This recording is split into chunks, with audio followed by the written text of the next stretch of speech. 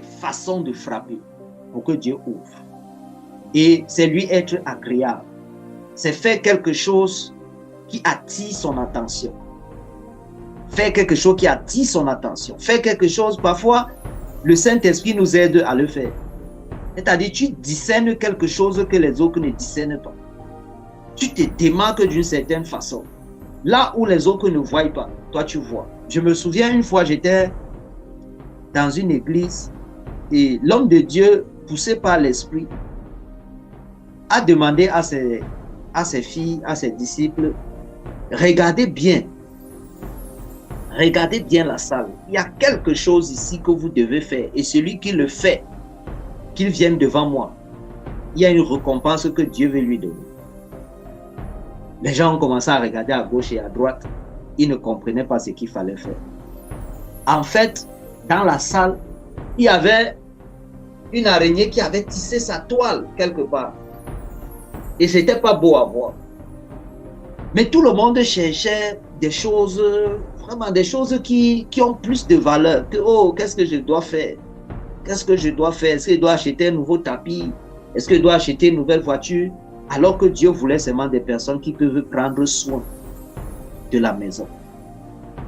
Une fille a regardé et elle a pris le balai et elle a enlevé la toile d'araignée.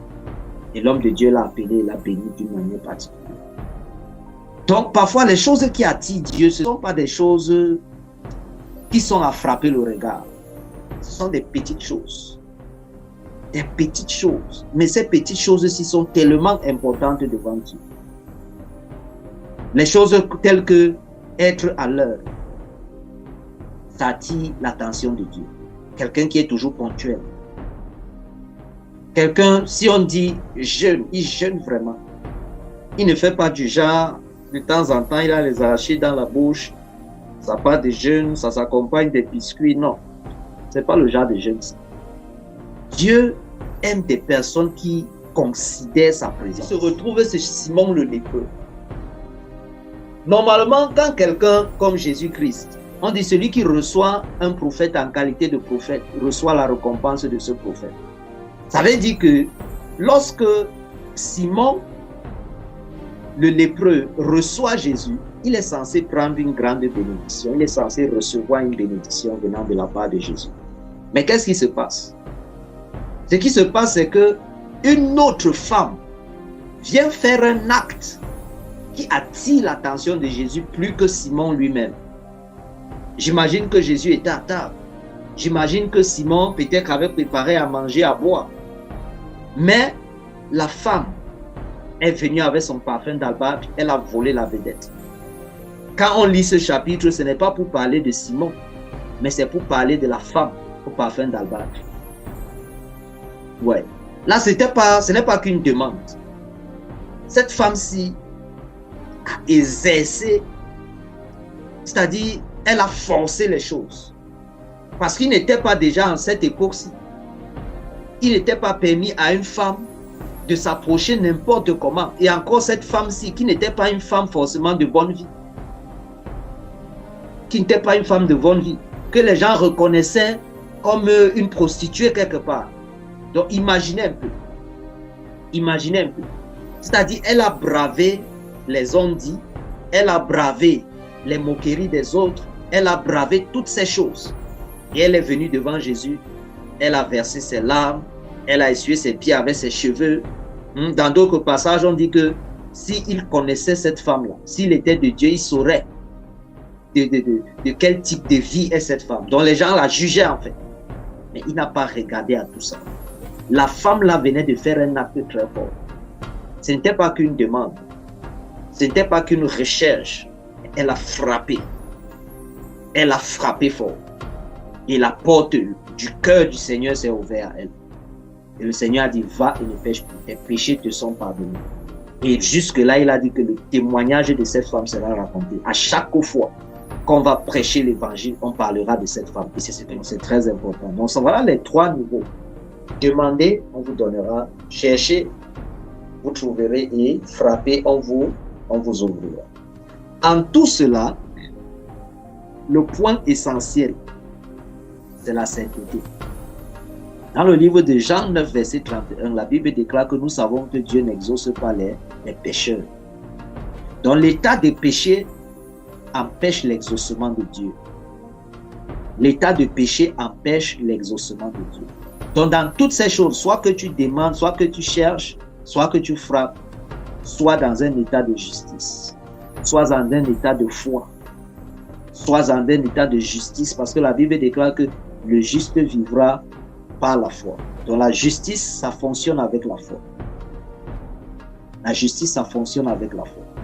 Si tu n'es pas juste, ça veut dire que tu n'as pas la foi. Ou bien si tu n'as pas la foi, ça veut dire que tu n'es pas juste. Le juste devant Dieu, c'est celui qui marche par la foi.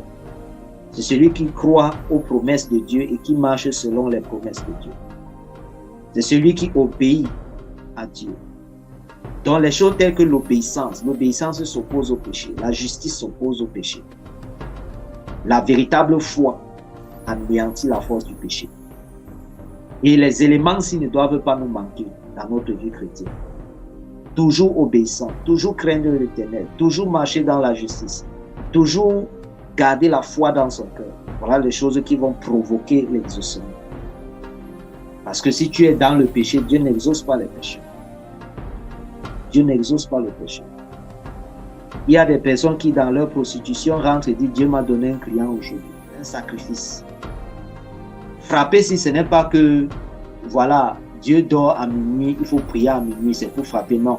C'est qu'à minuit, si c'est toi qui es censé dormir, mais tu te sacrifies pour prier.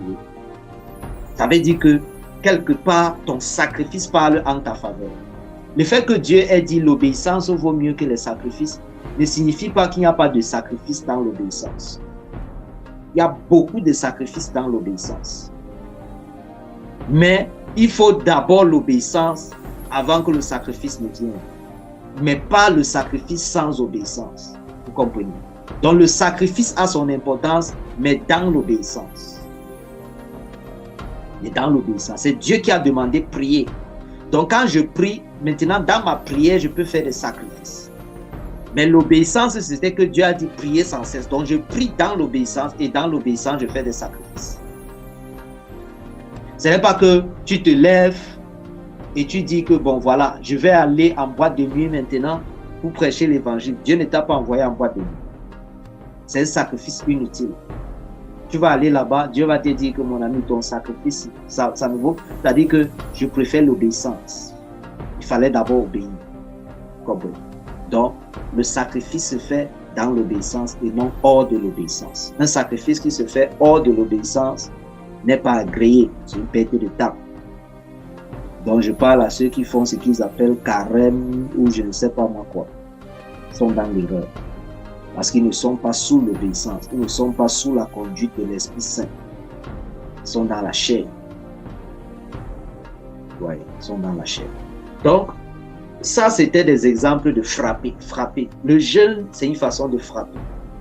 Le vrai jeûne, c'est une façon de frapper. Les sacrifices des prières, parfois des longues prières, c'est une façon de frapper. Mais il faut être dans l'obéissance. Il faut être dans l'esprit quand tu le fais. Parce que si tu es dans la chair, tu es en train de perdre beaucoup de temps. C'est un entraînement physique là-bas, ce n'est pas un entraînement spirituel. Oui. La longue méditation aussi peut être une manière de chercher. C'est-à-dire, tu cherches pour trouver, tu médites, tu te documentes, tu passes sur Internet, tu fais des recherches. Là, ça c'est chercher, comme on le dit. Tu cherches la connaissance. Et tu vas trouver la connaissance. Il n'y a personne qui cherche sans trouver. Si tu cherches, tu vas trouver. Si tu as soif de justice, la justice va se révéler à toi. Si tu as soif de connaître, la connaissance va se révéler à toi. Tous ceux qui sont pour me résumer, le plus important n'est pas simplement de prier, mais c'est d'être exaucé.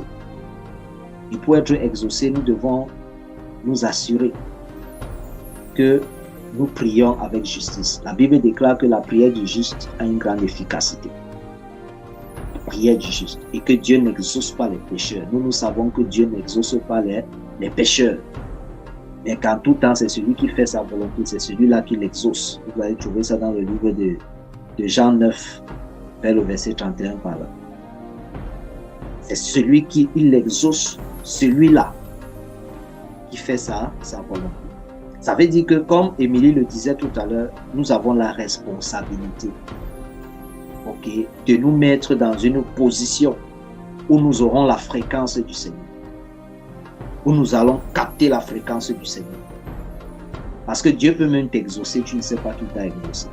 Parce que tu étais trop distraite à regarder à tes soucis. Voilà Agar. Agar était là, elle souffrait. Agar était là, elle regardait que, oh, aujourd'hui je vais mourir, moi et mon fils, nous allons mourir. Il fallait que l'ange vienne lui dire que regarde derrière toi, il y avait la source d'eau, elle avait soif. Mais tellement concentré sur ses problèmes, tellement se regardant comme quelqu'un qui est maudit, qu'elle ne voit pas que la solution, que l'exaucement était déjà là-dedans. Plusieurs personnes sont comme ça. Dieu t'a exaucé, mais tu ne vois pas que Dieu t'a exaucé. Parce que ton cœur est beaucoup tourné vers autre chose.